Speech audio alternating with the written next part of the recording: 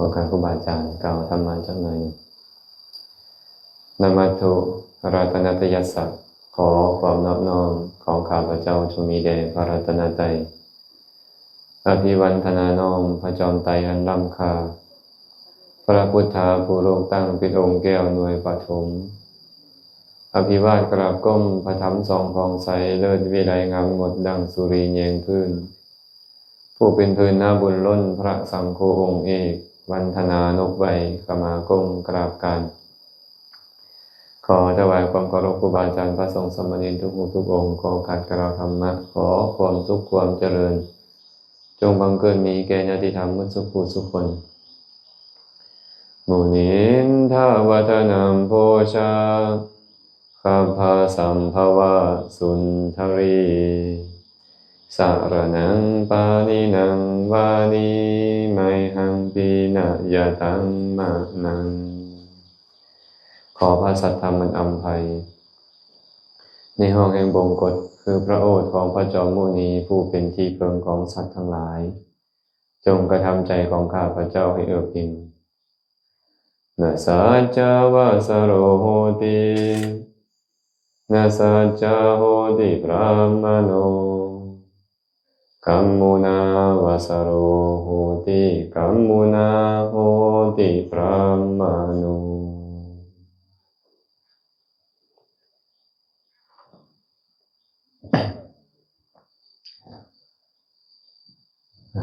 วันนี้ก็วันที่23เดือน6ปี2026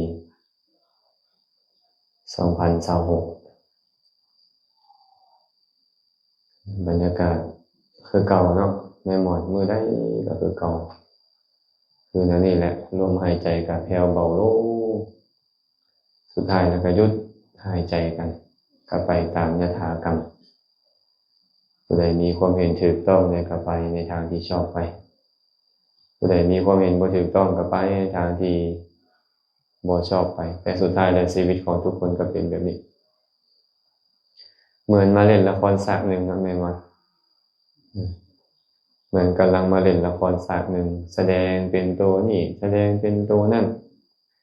เป็นตัวเอกได้เป็นตัวรองได้เป็นตัวโกงได้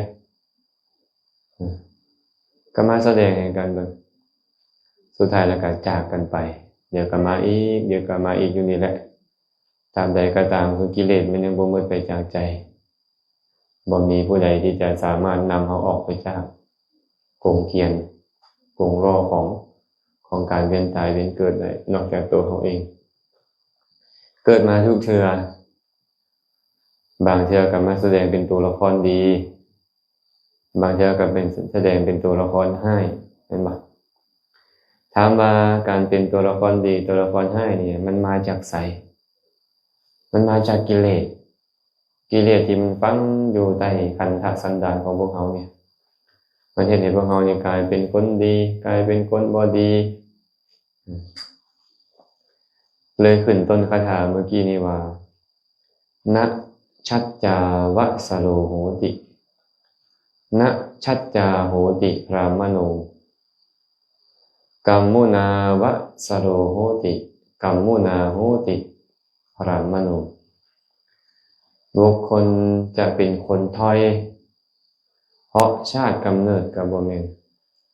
หรือจะเป็นทานผู้ประเสริฐเพราะชาติกำเนิดกับบ่แม่นแต่บุคคลจะเป็นคนถอย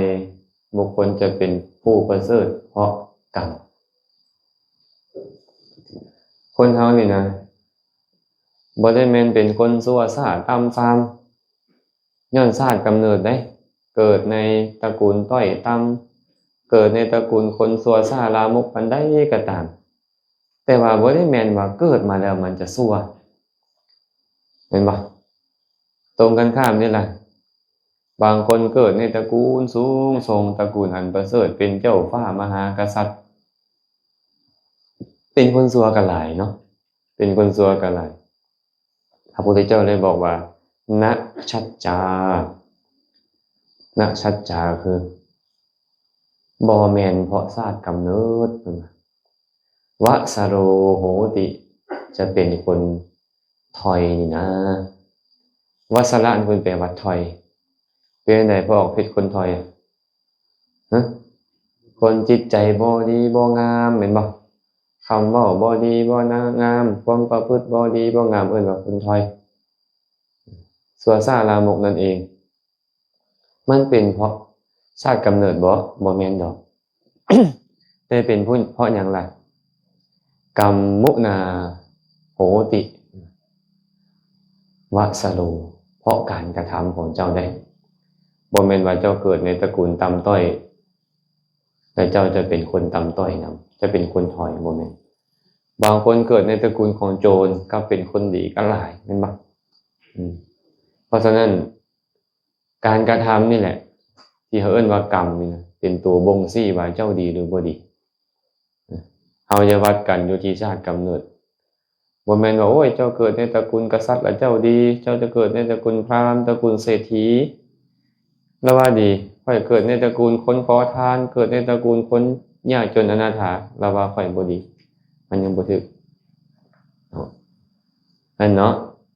สิ่งที่เราต้องดูแลคือหยังบัดนี้คือกรรมคือกรรมคือหยังล่ะการกระทำทางกายเด้เอิ้นว่ากายกรรมการกระทำทางวาจาเอิ้นว่าวาจีกรรมการกระทำทางใจเอิ้นว่ามโนกรรมการกระทำนั่นเอิ้นว่ากรรมแต่กรรมเนี่ยมันถูกบงการด้วยกิเลสเนาะมันถูกบงการด้วยกิเลสที่มันอยู่ใต้กันทะสันดานของพวกเขามันคอยบงการอยากได้นี่บ่อยากเป็นนั่นบ่ไปเฮ็ดดีแม่มันก็เฮ็ดไปตามอำนาจของกิเลสอยากได้นี่บ่อยากเป็นนั่นบ่ฆ่าเขาแม่มันก็เฮ็ดไปตามอำนาจของกิเลสอยากได้นี่บ่อยากเป็นนั่นบ่ลักขโมยแม่ฉ้อโกงแม่ประพฤติผิดในกามแม่ตัวเขาแม่ส่อเสียดเขาเว้าหยาบคายดูเว้าเพ้อเจ้อดูเฮ็ดตามมันเพราะกิเลสมันเป็นตัวบงการพวกเขาแต่พวกเขาบ่ฮู้ตัวดอกพวกเขาคิดว่าเขานี่ฉลาดข้อยฉลาดข้อยจึงเฮ็ดแบบนี้นะแต่ความจริงแล้วโอ้ตัวบงการอยู่แท้ๆก็คือกิเลสนี่เองเพราะฉะนั้นกิเลสนั่นแหละมันบงการให้เฮาดีบงการให้เฮาร้ายตอนใดก็ตามกิเลสเกิดขึ้นก็จริงแต่ว่าปัญญามันมาสกัดกั้นเอาไว้เจ้าก็ดำเนินไปในทางที่ถูกต้องที่ตรงเลยเนาะโดยเฉพาะกิเลสตัวหนึ่งที่มันชั่วร้ายที่สุดที่พระพุทธเจ้าตรัสไว้พระองค์ตรัสว่าภิกษุทั้งหลายข้อยยังเบิ่งบ่เห็นธรรมแม้อย่างหนึ่งที่จะชั่วซ่าต่ำทรามยิ่งกว่าความเห็นผิดนี่เลยภิกษุทั้งหลายความเห็นผิดนี่ชั่วซ่าต่ำทรามเพราะเหตุใดเพราะมันจะเฮ็ดบาปกรรมที่ยังบ่เกิดให้มันเกิดขึ้นบาปกรรมที่เกิดขึ้นแล้วให้ลุกลามไพบูลย์ไปความดีที่เกิดขึ้นแล้วจะหายไปความดีที่ยังบ่เกิดจะบ่เกิดขึ้นเลยนี่แหละความเห็นผิดนี่มันจึงชั่วซ่าต่ำทรามล่ะบางคนเห็นผิดว่าตายแล้วเขาก็บ่ขนขวยในการสร้างคุณงามความดีอันใดที่เขามักอันใดที่เขาพอใจเขาก็เฮ็ดไปตามอำนาจของความเห็นของเขาแบบนั้นสุดท้ายแล้วกันต้องได้เสวยผลที่ตัวเองเฮ็ดเองบ่มีผู้ใดจะสามารถที่จะมาเสวยแทนพระพุทธพจน์บทหนึ่งเอาไว้องค์บอกว่ามาตารังปิตรังหันตวาราชาโนทเวจะขัตติเยรัตถังสานุจรังหันตวาอานิโคยาติพรามโนบุคคลควรฆ่ามารดาฆ่าบิดาฆ่าพระราชาผู้เป็นกษัตริย์ทั้งสองฆ่าแวนแค้นพร้อมกับพนักงานเก็บสวยแล้วเป็นผู้บ่มีทุกข์เที่ยวไปคนเฮ็ดแบบนี้เพิ่นว่าฆ่ามารดาเด้อฆ่าบิดานำฆ่าพระราชาผู้เป็นกษัตริย์ทั้งสองนำฆ่าแว่นแคว้นฆ่าพนักงานเก็บสวยแล้วเป็นพราหมณ์เที่ยวไปเป็นหยังคือบอกให้ฆ่ามารดาบิดา คำว่ามารดาในที่นี้บ่ได้แม่นแม่เป็นเพียงอุปมาธรรมะตัณหานั่นแหละมันเป็นเหตุให้เราเกิดมาเหมือนกับแม่ให้เจ้าไปกำจัดตัณหานั้นไปกำจัดความอยากนั้นอยากเฮ็ดนี่อยากเฮ็ดนั่นอยากได้นี่อยากได้นั่นอยากเป็นนี่อยากเป็นนั่นให้เจ้าไปกำจัดตัวนั้นกำจัดพอนี่แหละล่ะพอเนี่ยเป็นเหตุให้บุคคลพองโตถือเนื้อถือตัวค่อยเป็นลูกนายพลนี่ได้ค่อยเป็นลูกรัฐมนตรีนั่นได้ค่อยเป็นลูกเจ้าแขกเจ้าเมืองได้เห็นบ่มานะนั่นเองเป็นชื่อของคำว่าพอในพระสูตรนี้ให้ข้ามานะถือเนื้อถือโตนี่นะหรือว่าเห็นว่าเป็นโตเป็นตนถือโตว่าเป็นโตเป็นตนเป็นนี่เป็นนั่นนะเอิ้นว่ามานะราชาโนทเวจขัตติเยให้ข้าพระราชาข้าพระราชาผู้เป็นกษัตริย์ทั้งสองพระราชาผู้เป็นกษัตริย์ทั้งสองนี่แม่นไผนะพระราชานี่มีอำนาจแนวใดแม่หมอนเจ้าต้องเฮ็ดแบบนี้เจ้าต้องเฮ็ดแบบนั้นคือความเห็นผิดนั่นเองแม่หมอนความเห็นผิดว่ายั่งยืนตายแล้วต้องเกิดอีกต้องไปเกิดบนนี้บนนั้นแน่นอนตายแล้วต้องเกิดอีกอันนี้เอิ้นว่าสัสสตทิฏฐิความเห็นผิดอุเฉททิฏฐิตายแล้วขาดศูนย์ตายแล้วก็แล้วดอกสู่เอ้ยสิกินยังก็กินสิเฮ็ดยังก็เฮ็ดสิไปไสก็ไปอันนี้เอิ้นว่าอุเฉททิฏฐิความเห็นผิดทั้งสองอย่างนี่เหมือนกับเป็นพระราชาแม่นบ่เพราะว่ามันสั่งให้เจ้าเห็นว่ายั่งยืนเจ้าเห็นว่าตายแล้วต้องเกิดอีกบ่นี้บ่นั้นไปเจ้าก็เห็นเฮ็ดตามความเห็นของเจ้าเจ้าก็ดำเนินไปตามความเห็นของเจ้ามันสั่งเอาไอ้มิจฉาทิฏฐินี่นะไอ้ผู้เห็นว่าขาดศูนย์นี่ล่ะมันก็สั่งเฮาคือกันเจ้าอยากกินยังเจ้ากินเจ้าอยากเฮ็ดยังเจ้าเฮ็ดการฆ่าฟันรันแทงการทุบตีการเอารัดเอาเปรียบแล้วก็แล้วไปดอกตายแล้วก็แล้วมันก็สั่งให้เจ้าเฮ็ดสิ่งนั้นๆบัดนี้มันเลยเหมือนกับสัตว์ให้ฆ่าความเห็นผิดทั้งสองประการนี้แต่คันฆ่าตัวใดตัวหนึ่งมันก็หายหมดนั่นแหละฆ่าตัวใดตัวหนึ่งมันก็หายหมดฉะนั้นเนาะมิจฉาทิฏฐินี่จึงเปรียบเสมือนพระราชาให้ฆ่ามันเด้อพร้อมทั้งฆ่าแว่นแคว้นกับพนักงานเก็บสวยแว่นแคว้นก็คือบ่อนที่พนักงานเก็บสวยไปเก็บสวยเนาะเขาไปเก็บอยู่ไสล่ะพนักงานเก็บสวยไปเก็บอยู่ตามบ้านตามนิคมตามบนต่างๆแม่นบ่อยู่แคว้นนี่แคว้นนั่นไปตาหูดังลิ้นกายใจนี่แหละเอิ้นว่าแว่นแคว้นพนักงานเก็บสวยเป็นไผล่ะพนักงานเก็บสวยความพอใจความเพลิดเพลินคือตัวตัณหานั่นเองเนาะความยินดีพอใจในรูปความยินดีพอใจในเสียงในกลิ่นในรสในสัมผัสในธรรมารมณ์ความยินดีเหล่านี้เอิ้นว่าความยินดีที่อาศัยแว่นแค้นคืออายตนะภายในเกิดขึ้นให้กำจัดความยินดีนั้นคันฆ่าสิ่งเหล่านี้ไปแล้วนี่นะจะเป็นผู้บ่มีทุกข์เที่ยวไปอาจจะเป็นผู้บ่มีทุกข์เที่ยวไปนะคันพวกนี้ยังมีอยู่นี่นะเราก็ต้องดำเนินไปตามมันแบบนี้แหละดำเนินไปตามอย่างเช่นมื้อนี้แม่หมอนเห็นว่าตายแล้วต้องเกิดแน่นอนแม่หมอนจะเป็นสัสสตทิฏฐิแม่หมอนอาจจะอยากไปเกิดอยู่บนนี่ไปเกิดอยู่บนนั่นอยากไปเกิดอยู่นิพพานนี่แม่หมอนมีอยู่บ่นิพพานเป็นบ่อนเกิดนิพพานนิวานะความดับบ่เป็นความเกิดเอาฟังซื้อก็พอแปลออกแล้วแหละหนังสือเนาะนิพพานะแปลว่าความดับมันบ่เป็นความเกิดดับหยังหลายดับความอยากดับความต้องการดับความบ่พออกบ่พอใจดับความเห็นผิดดับความถือเนื้อถือตัวมันดับแล้วมันก็บ่สร้างกระแสของสังสารวัฏอีกบ่สร้างรูปบ่สร้างนามบ่สร้างขันธ์5ใหม่ขึ้นอีกบ่มีดอกแต่เฮาเห็นผิดเดี๋ยวนี้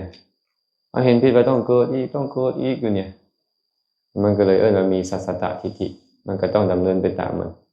เนาะกรรมมันก็เลยเกิดมาจากกิเลส พอเกิดกิเลสแล้วไม่ยังมีผลบ่กิเลสเฮ็ดให้มีกรรมกรรมมีผลบ่กรรมก็มีผล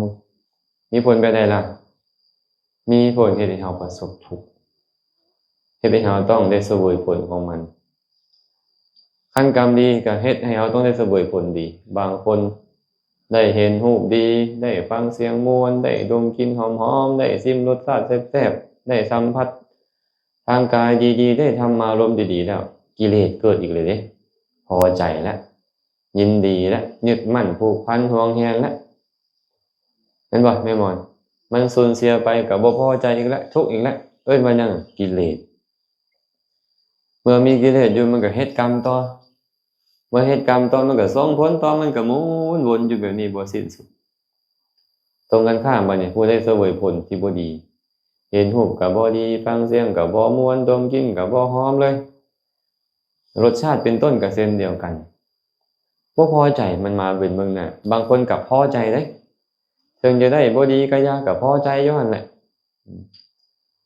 อาตมาเห็นคนบางคนเนาะไปจับตัววงกะเล่นเนี่ยเอามาใส่แขนแล้วก็แย้งยิ้มเขาดีใจทั้งๆที่เป็นสิ่งที่น่าพอใจหรือบ่น่าพอใจบ่น่าพอใจเพราะเป็นผลของอกุศลแต่ว่าเขาก็พอใจ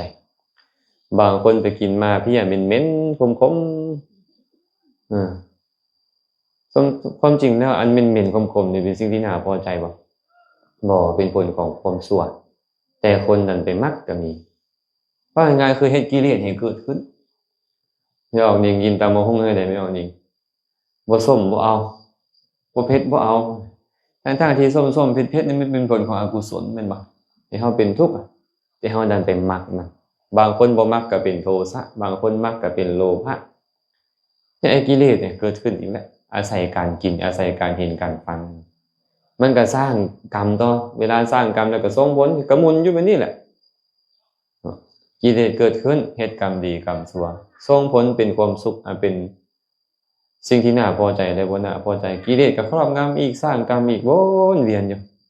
บ่มีมื้อจบบ่มีมื้อสิ้นปกติเป็นแบบนี้แล้วผู้ใดเกิดขึ้นมาแล้วทุกข์อยู่นี่ทุกข์บ่นี่แม่ข่าวทุกข์บ่อยู่นี่ทุกข์เป็นหยังทุกข์บ่มักละทุกข์มันบ่แม่นดอกมีขันธ์ห้าขันธ์สาวไปหาต้นตอมันเด้ขันธ์ยังเกิดอยู่นี่นะมันมีขันธ์ห้าอยู่ไสก็ทุกข์อยู่บ่ดีกันปานใดก็ทุกข์อยู่บ่บ่ดีก็ทุกข์แม่นบ่ถูกใจปานใดเดียวก็ทุกข์อีกแหละบ่ถูกใจก็ทุกข์อยู่แล้วแม่นบ่ฉะนั้นกิเลสยังมีอยู่มันคือยังทุกข์นะกิเลสยังมีอยู่มันคือยังทุกข์เพราะมันสร้างขันธ์ห้าขึ้นมาให้เป็นทุกข์แล้วมันก็อาศัยขันธ์ห้านั่นแหละเป็นทุกข์ต่อไปอีกบ่มีมื้อจบบ่มีมื้อสิ้น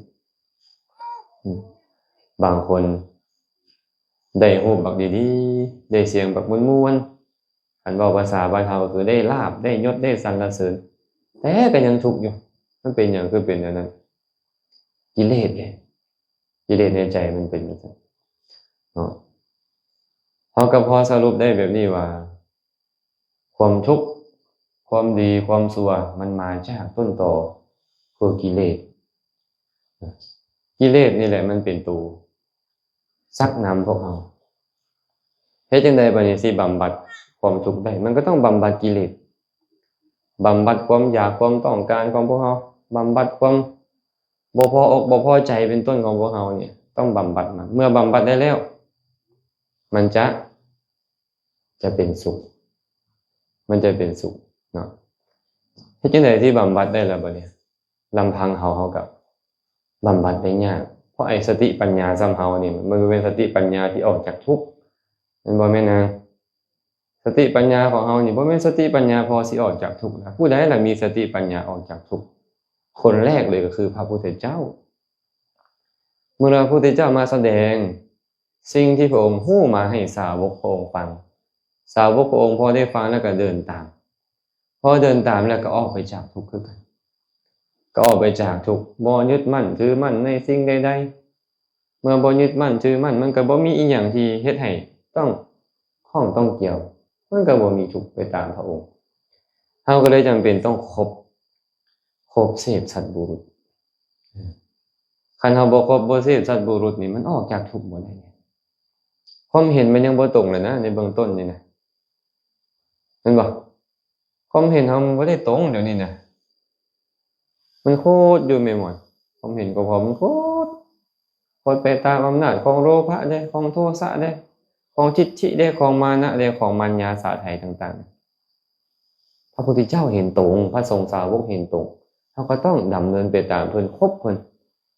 แต่อยู่ไสแล้วผู้ใดเลยเป็นพระอริยเจ้านี่แม่นบ่บ่มีป้ายประกาศไว้แม่นบ่เฮาก็เลยต้องอาศัยอิงตามพระไตรปิฎกนั่นแหละที่เพิ่นบอกสอนเอาไว้ว่าคนแบบนี้มันเป็นบัณฑิตคนแบบนี้เป็นคนผ่านแล้วเข้าไปเสพเขาพระสัมมาสัมพุทธเจ้าตรัสพระสูตรหนึ่งไว้ในคัมภีร์อังคุตรนิกายติกนิบาตในเสวิตภสูตรพระองค์บอกว่าภิกษุทั้งหลายคน3ประเภทนี้มีปรากฏอยู่ในโลกเด้อคน3ประเภทมีอย่างใด1คนบ่ควรคบบ่ควรเสพบ่ควรเข้าใกล้2คนผู้ควรคบควรเสพควรเข้าใกล้3คนผู้ควรเคารพสักการะก่อนแล้วจึงควรคบควรเสพควรเข้าใกล้นี่แหละ3คนนี้มีปรากฏอยู่ในโลกนี้จือนะคนบ่ควรคบบ่ควรเสพบ่ควรเข้าใกล้อย่างหนึ่งคนที่ควรคบควรเสพควรเข้าใกล้อย่างหนึ่งคนที่ควรสักการะเคารพแล้วจึงคบจึงเสพจึงควรเข้าใกล้อย่างหนึ่งภิกษุทั้งหลายคนบ่ควรคบบ่ควรเสพบ่ควรเข้าใกล้เป็นจังได๋คนบางคนในโลกนี้เป็นผู้ต่ำก่อนตนเองโดยศีลโดยสมาธิโดยปัญญาคนแบบนี้บ่ควรคบบ่ควรเสพบ่ควรเข้าใกล้ตัวเองมันก็ศีลบ่ดีบ่แฮงแล้วแม่หมอเอ้ยสมาธิก็บ่มีอยู่แล้วปัญญาก็ลอยลออยู่แล้วแฮงไปคบกับคนที่ต่ำกว่าตัวเองโดยคุณธรรมอีกเข้าไปคบบุคคลเช่นนี้แล้วจะเสื่อมไปพระพุทธเจ้าบอกว่าเสื่อมแน่นอนเพิ่นคันเจ้าไปคบคนแบบนี้เสื่อมแน่นอนภิกษุทั้งหลายบุคคลผู้ควรคบควรเสพควรเข้าใกล้เป็นจังได๋คนบางคนในโลกนี้เป็นผู้เสมอกับตนโดยศีลโดยสมาธิโดยปัญญาบุคคลนี่แหละควรคบควรเสพควรเข้าใกล้ข้อนั้นเพราะเหตุใดเพราะว่าถ้อยคำที่เป็นไปในศีลในสมาธิในปัญญายอมเกิดขึ้นและการกล่าวสนทนาธรรมของเขาที่มีศีลสมาธิปัญญาเสมอกันมีความเห็นตรงคือกันมันจะดำเนินไปถ้อยคำนั่นก็เป็นที่พอใจของพวกเขาพร้อมเขาจะบ่เสื่อมจากคุณนี่แหละจึงเอิ้นว่าคนควรคบควรเสพควรเข้าใกล้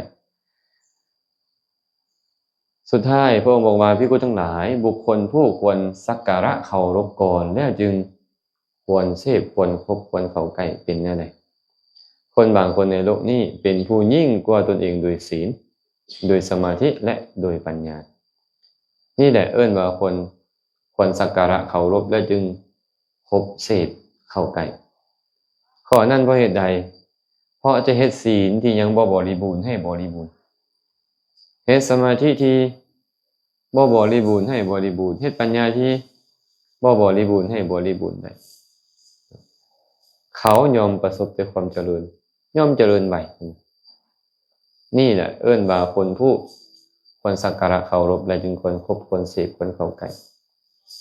ผมก็สรุปคาถาไว้ว่าคบคนผู้ต่ำกว่ายอมเสื่อมไวคบคนเสมอกันบ่เสื่อมในการใดๆแต่ถ้าคบคนที่เจริญกว่าเขายอมเจริญได้ไวเพราะเหตุนั้นบัณฑิตควรคบผู้เจริญกว่าเถิดคันเจ้าไปคบคนที่บ่มีศีลบ่มีธรรมเลยนี่นะเสื่อมไว้แน่นอนพุ่นเว้นแต่อนุเคราะห์เว้นไว้แต่อีดูอยากจะอนุเคราะห์เขาเฮ็ดจังได๋เนาะคนผู้นี้นี่นะบ่มีศีลบ่มีธรรมเลยจะซักจะจองจะดึงเขาให้เข้าไปฟังศีลฟังธรรมไปปฏิบัติธรรมได้คันอยากจะอนุเคราะห์แบบนี้จึงควรไปเสพได้พุ่นไปคบได้คันบ่มีจิตแบบนี้อย่าไปเสพดีกว่า เขาจะดึงเจ้าไปสักต้องระวังพวกเขาเนาะต้องระวังคันคนเสมอกันมันก็บ่เสื่อมแล้วอยู่นำกันประพฤติปฏิบัติเหมือนกันแม่นบ่ความเห็นตรงคือกันศีลเสมอกันทิฏฐิเสมอกันแบบนี้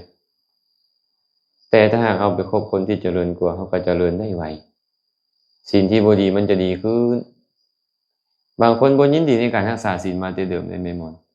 ได้คบกัลยาณมิตรแล้วศีลจังดีขึ้นแต่บางคนบ่แม่นศีลหลายโพดมันล่ำไรหลายโพดอยากถือศีลน้อยๆเอาคนถือศีลน้อยๆอยากจะมีสมาธิดีอยากมีปัญญาดีมันจึงบ่แม่นฐานะบ่แม่นโอกาสคนที่มีศีลดีเท่านั้นสมาธิจึงดีเป็นอย่างพระสัมมาสัมพุทธเจ้าจึงอดทนพยายามเพื่อที่จะบัญญัติสิกขาบทตลอดเวลาดนนานเพื่อจะเป็นกรอบให้พวกเขาได้เข้าถึงสมาธิและปัญญาอันสมบูรณ์มีสาวกบางคนไปบอกว่าศีลหลายโพดตัดออกแน่มันหลายโพดปันแบบนี้มันก็อยากจะกำจัดสัพพัญญุตญาณเอาปัญญาของตัวเองนี่ไปเว้าอยากจะกำจัดสัพพัญญุตญาณที่พระพุทธเจ้าทุ่มเทมาตลอด4อสงไขยยิ่งด้วยแสนกับเห็นป่ะอาจารย์พวกเขานี่นะต้องสมทานประพฤติพวกเขาเป็นผู้เดินตามสมทานประพฤติตามเฮาบ่แม่นผู้ฮู้ที่จะมาอยากเอาอันใดก็เอาบ่อยากเอาอันใดก็บ่เอาอันนี้สิทิ่มก็ทิ่มอันนี้สิเอาก็เอาบ่แม่นเฮาเป็นผู้เดินตามฉะนั้นเฮาอยากจะประสบความเจริญขึ้นอยากเป็นคนดีบ่อยากเป็นคนถอยเฮาก็ต้องเฮ็ดกรรมให้ดีแต่กรรมของพวกเฮาจะดีได้ต้องอาศัยบัณฑิตนักปราชญ์ต้องเข้าไปคบเสพบัณฑิตนักปราชญ์ได้เห็นปฏิปทาเขาได้เงียงหูลงฟังได้นำไปพิจารณาได้ประพฤติปฏิบัติตามสิ่งที่บ่ดีมาเบื้องต้นมันก็จะดีขึ้นเทื่อละน้อยไปตามลำดับเนาะนั่นเด้อพวกเฮาบ่แม่นคนถอยมาแต่กำเนิดเพราะชาติกำเนิดก็บ่แม่นคนดีเพราะชาติกำเนิดอีกแต่ดีเพราะการกระทำของพวกเฮาถ้าพวกเฮามีความเห็นที่ตรง